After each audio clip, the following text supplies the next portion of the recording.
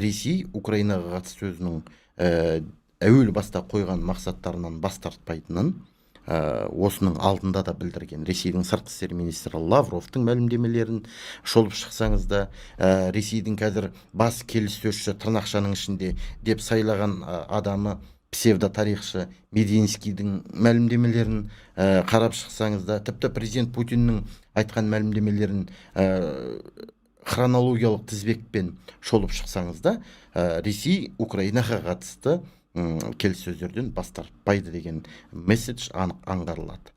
Тіпті Ресей мен Украинаның арасында болған бірінші келіссөздер кезінде де, яғни Стамбулда болған, кейін президент Трамп билікке келгеннен кейін ол қайта жанданған Түркияның арағайындығымен екі кезек өткен Түркиядағы екінші жолғы келіссөздер кезінде де Ресей Украинаға қатысты қойған талап шарттарын өзгерткен жоқ. Өзгертпеді. Бұл нені білдіреді? Бұл Ресей Украинаға қатысты райынан қайтпайды дегенді білдіреді. Иә, рас, субъективті пікірімше, ақш президенті Трамп билікке келгеннен кейін Ресеймен келіссөз жүргізуге болады деп ойлады. Менің ойымша, ол осы идеяға сенді. Яғни Ресеймен келіссөз жүргізуге болады,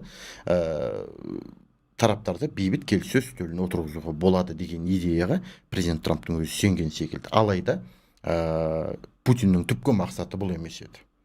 Иә, Украинаға қатысты соғыста, Украинаға қарсы соғыста Ресей қандай талап шарттар қойды? Біз білеміз: денацификация, демилитаризация, Украинаның қарусыздануы, Украинаның НАТОға қосылмауы, Украинаның евроинтеграцияға қосылмауы, Украинада билік алмастыру, Ресей оккупациялап алған, аннексиялап алған, жаулап алған, басқыншылық жолмен алған аумақтарды Ресейдікі деп мойындау, және оны жалғыз Украина емес, халықаралық қауымдастықтың мойындауы, одан кейін Ресейге салынған санкцияларды алып тастау, тағы бірсыпыра талап шарттар қойып отыр, және ол талап шарттардан бас тартпайтынын Ресей ашық айтып отыр.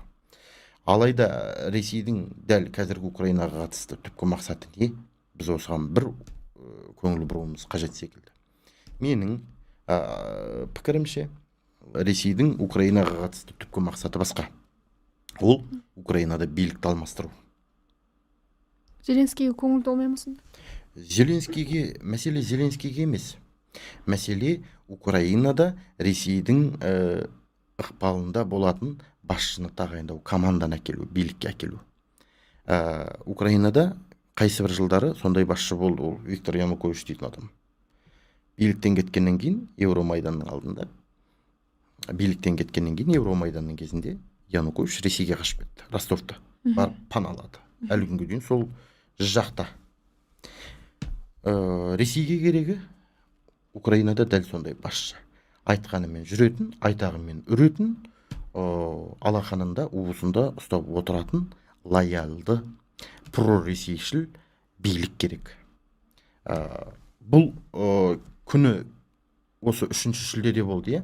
ақш президенті Трамп пен Ресей президенті Путиннің телефон арқылы сөйлесуі Трамптың риторикаларын едел-жедел лезде қатайтып жіберген бір басты факторлардың бірі болды ғой. Өйткені аталған әңгімелесу барысында президент Путин Украинаға қатысты соғысты тоқтатпайтын ашық жеткізгенін айтады. Украинаға қатысты мақсаттарын, алға қойған мақсаттарды толық орындап болмай, келіссөзге келмейтін ашық айтты дейді бұқаралық ақпарат құралдары. Бұл қандай мақсаттар дегенге келетін болсақ, Путин президент Трампқа дәл осыны меңзегісі келді. Украинада проресейшіл билікті орнатпайынша біз Украинамен үшінші тараппен келіссөз жүргізбейміз дегенді жеткізген болуы керек. Бұл қорыта айтқан кезде қазіргі Ресейдің Украинаға қатысты қойып отырған түпкі мақсаты бірінші осы Украинада проресейшіл билікті әкелу. Оның мақсаты түптеп келген кезде Белоруссия, Украина, Россия үштік одағы де юра аталған мемлекеттер тәуелсіз мемлекет болып қалады, де факты Ресейдің айтқанымен жүретін мемлекеттері болады. Яғни өзіне ыңғайлы мемлекетті қалыптастыру. Осы арқылы Ресей Белоруссия арасындағы одақтас мемлекет дейтін концепция бар ғой. Сол концепцияға үшінші ел ретінде үшінші славян елі Украинаны қосып алу. Бұл бірінші мақсаты болса, екінші мақсаты бұл Қара теңізде НАТО-ға қарсы тұру. Ресейдің Украинадағы соғыстағы екінші негізгі мақсаты бұл Қара теңізде НАТО-ға қарсы тұру. Сол үшін де Ресей Одессаны алуға тырысты. Одесса арқылы Приднестровьеге құрлық жолын салатын еді. 2022 жылдары жылдан бастап Одессаға Ресей ашық шабуыл жасады. Қазірде Одессаны соққылау әлсін жалғасып жатыр ғой. Одессаны не үшін соққылап жатыр десеңіз, Одесса арқылы Приднестровьеге құрлық жолын салуды мақсат етеді, көздейді. Сол үшін де жаңағы кезінде білесіз бе, Змейный дейтін аралда тарихта қалатын, бұл Украина мен Ресей соғысының арасындағы бір тарихта қалатын эпизодтардың бірі осы Змейный аралы үшін болған шайқас қой. Жыландар аралы, қазақшалап айтсақ. Жыландар аралы үшін айдалада жатқан бір қуықтай арал. Неге ол арал үшін қос тарап соғысты? Бұл аралдың Змейныйдың стратегиялық маңызды нүкте екені белгілі. Змейный үшін болған шайқаста сол шайқастың барысында жаңағы Мәскеу крейсерінен айырылды. Алайда 22 жылдан бастап Ресей осы Одессаны алу үшін бірнеше әрекет жасады, және ол әрекеттерінің бәрі сәтсіз болды.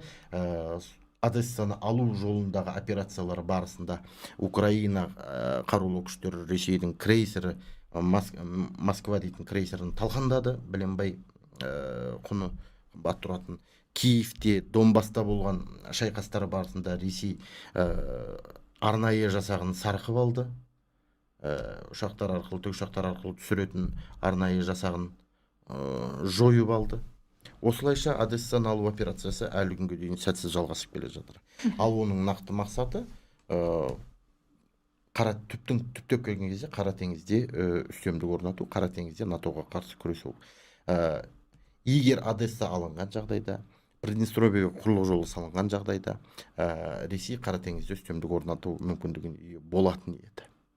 Ол жағдайда, Ресей Қара теңізде басқа да мүдделес мемлекеттер бар, десе де негізгі екі ойыншы болатын еді. Бірі Ресей, екіншісі Түркия болатын еді. Украина қарулы күштерінің табанды ерлігінің арқасында Қара теңіздегі флотынан Ресей